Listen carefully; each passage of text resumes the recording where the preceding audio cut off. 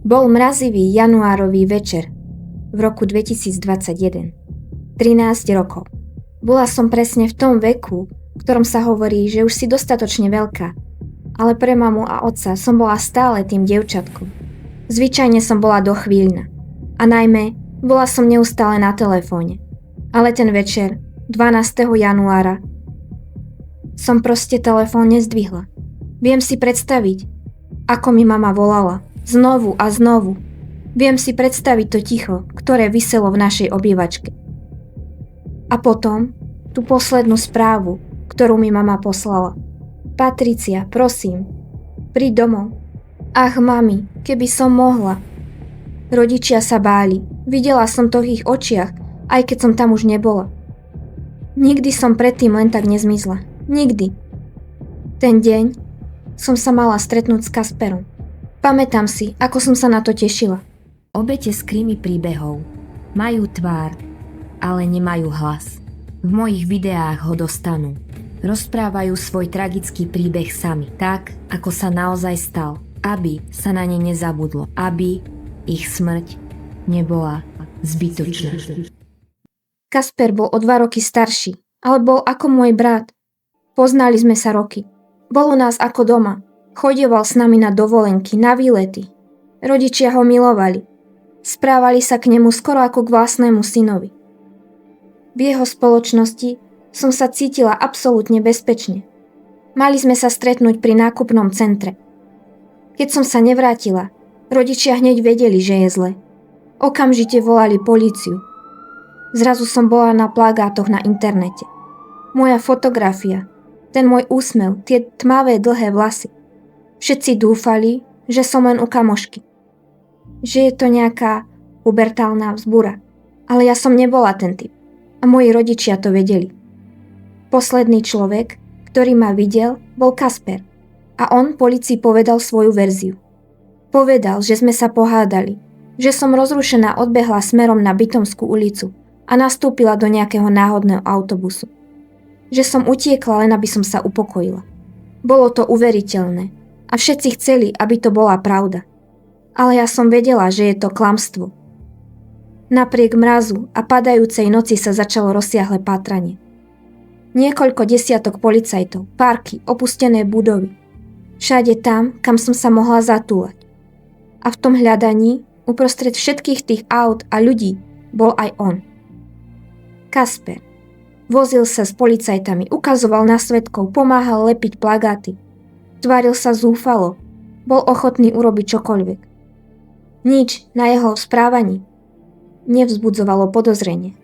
Zástupca inšpektora neskôr povedal, že Kasper bol veľmi pokojný a ochotný pomôcť. Hodiny plynuli, úzko sa menila na strach. Noc prešla a žiadne stopy.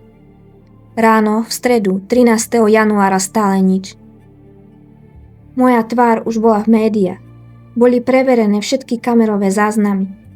Ako by som sa rozplynula vo vzduchu.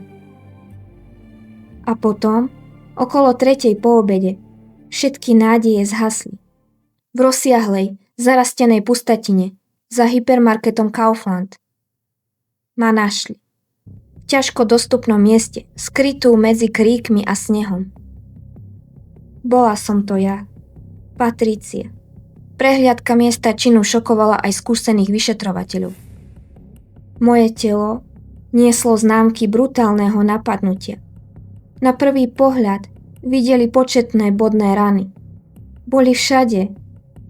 Na krku, na hrudi, na bruchu. Ten mrazivý večer som nebola obeťou nehody. Bola to brutálna vražda. Na tele som mala viac ako 20 bodných rán. Hrudník, hrdlo, brucho, ale aj na nohách a rukách. Viem, že to boli známky zúrivosti. Zúrivosti, ktorá nebola náhodná. Bola plánovaná. Priama príčina mojej smrti? Dostala som hlbokú, bodnú ranu. Priamo do srdca. Jediná rana, spáchaná s presnosťou. Keď sa správa o náleze môjho tela rozšírila, sny mojich rodičov sa rozbili. Viem, že mamina duša sa nemohla zmieriť. Stála tam, kde ma našli a so slzami v očiach opakovala, že ma chce stále hľadať. Nemohla uveriť tomu, že som mŕtva. Forenzní technici pracovali dlho do noci. Hľadali dôkazy, akúkoľvek stopu. Scenár bol jasný. Nebola som stratená, bola som brutálne zavraždená. A potom sa všetká pozornosť obrátila na neho. Na Kaspera. Na môjho priateľa, ktorý ma ako posledný videl živú. On bol ten, kto strávil celé hodiny pri pátraní. On bol ten, kto utešoval moju rodinu. Ale jeho pôvodná verzia o hádke a o mojom úteku do náhodného autobusu, tá sa s nálezom tela prestala hodiť. Vyšetrovatelia ju začali dôkladne analyzovať. A prelom nastal vďaka jednému svedkovi. Jednému človeku, ktorý nás videl. Mňa a Kaspera spolu. Ako nastupujeme do autobusu. Zrazu bola tá jeho verzia, že som utiekla sama. Preč? Klamal. Keď ho s týmito novými dôkazmi konfrontovali, Kasper začal cúvať. Jeho pokoj sa premenil na váhanie, jeho vecná výpoveď na spleť rozporov. Upravil svoj príbeh. Priznal, že sme cestovali spolu, že sme sa išli prejsť do odľahlej tmavej oblasti v Piekaroch. Ale aj vtedy klamal. Tvrdil, že nás tam napadol neznámy páchateľ, že ja som bola napadnutá cudzím človekom. Ale policajtom to nedalo. Príliš veľa dôkazov ukazovalo na jedno. Boli sme tam len my dvaja, na tom opustenom mieste. Po mnohých hodinách to Kasper nevydržal a zlomil sa. V prítomnosti prokurátora a polície sa priznal. Zabil ma. Moja rodina a celé okolie zrazu zažilo najhoršiu zradu. Ten chlapec, ktorý im pomáhal lepiť plagáty, ktorý sa viezol v policajnom aute, zdanlivo zdieľajúc ich strach, bol môj vrah. On im celú tú noc na policajnej stanici predstieral priateľstvo. A pritom veľmi dobre vedel, že som mŕtva. Ležiaca v snehu za tým hypermarketom. Ukázal im presné miesto. Povedal, že si na stretnutie so sebou priniesol nôž. Tým nožom ma smrteľne pobodal. Po tom hroznom čine schoval vražednú zbraň. Vzal si môj mobil a moju autobusovú kartu. Aby sa ma nedalo tak ľahko identifikovať. Aby získal čas a potom sa vrátil domov. Jeho matka neskôr povedala, že sa správal úplne normálne. Vrátil sa domov a hral sa so svojím mladším bratom. Tá chladná vypočítavosť v tele 15-ročného chlapca, to je to, čo mrazí. Všetci sa pýtali, prečo? Čo ho k tomu viedlo? Vyšetrovanie sa zúžilo na motív. A fakty, ktoré sa začali objavovať ešte pred vykonaním pitvy, naznačovali niečo, čo bolo veľmi temné. Odpoveď, ktorá prišla, bola rovnako hrozná ako ten čin. Začali sa objavovať správy, že som bola tehotná. Moja mama si vraj všimla, že niečo nie je v poriadku. 3 mesiace som nemala menštruáciu a preto ma objednala ku gynekologovi. Termín bol na stredu 13. januára, deň po dni, kedy som zmizla. Ak by som prežila tú noc, pravda by vyšla najavo ráno u lekára.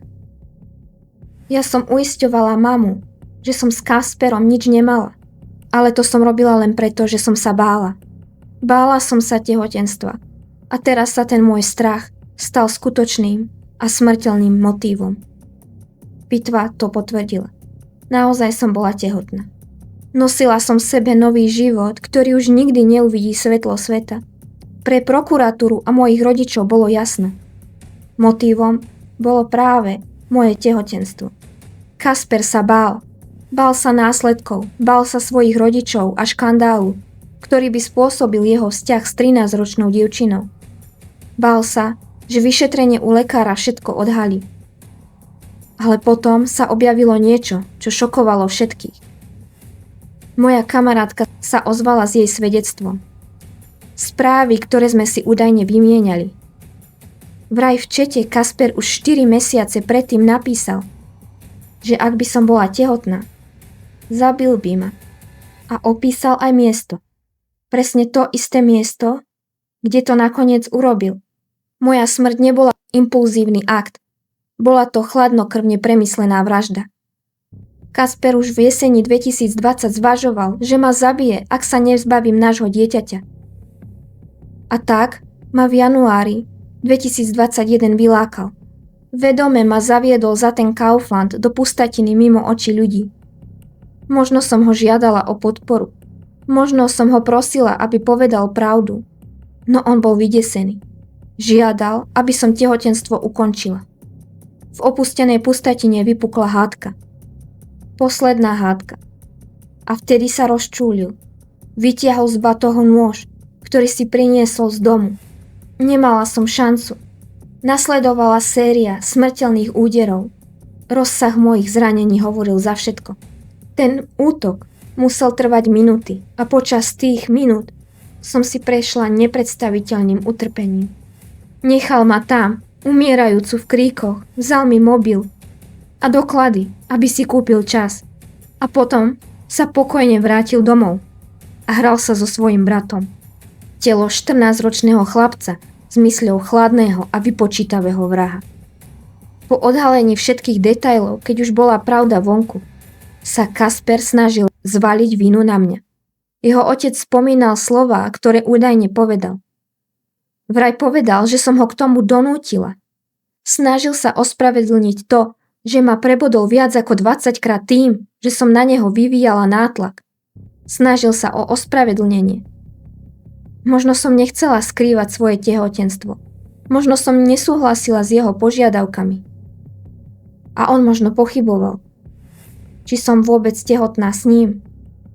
Tieto výhovorky neospravedlňujú nič, iba dokazujú nedostatok zrelosti a zúfalý pokus mladistvého vraha preniesť zodpovednosť za môj život a smrť na mňa. Mnoho ľudí sa zhromaždilo na tom strašnom mieste. Desiatky sviečok horeli v zasneženej pustatine za supermarketom. Stali sa symbolom smútku a solidarity. Moja smrť zasiahla celú komunitu. Zrazu sa to pokojné mesto ponorilo do bolesti. Prichádzali davy ľudí, priatelia, susedia, úplne cudzí ľudia.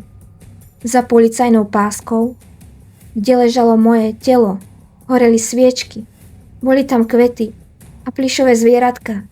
Nikto nechcel uveriť, že sa taká krutosť mohla stať. Bola som známa, navštevovala som miestnu základnú školu. Bola som usmiata, energická. Moji spolužiaci si ma pamätali ako tú, s ktorou sa dalo ľahko hovoriť. Bola som skutočne úprimná.